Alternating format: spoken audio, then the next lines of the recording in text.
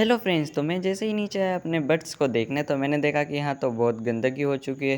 तो क्यों ना आज इनकी साफ़ सफाई कर दी जाए। ठीक है, तो साफ़ सफाई करते हैं। पहले हम इनका पिंजरा उठा कर इधर रख देते हैं, सारे सामान को उधर उधर कर देंगे और अब हम करते हैं झाड़ू से साफ़ सफाई। आप भी अपने बर्ड्स के पिंजरे को हमेशा साफ़ रखिए, क्योंकि उन्हें हमेशा साफ़ रखना चाहिए। ठीक है, और अब देखो हमारा जो है कि हैंड है, पर हमारी जोली जो है, जो ब्लू वाली है, वो हैंड नहीं है। इसलिए हमने उसे केज से नहीं निकाला, क्योंकि वो भाग जाती है और हमारा जो वापस आ जाता है। और ये बहुत क्यूट है। वीडियो अच्छी लगी हो तो लाइक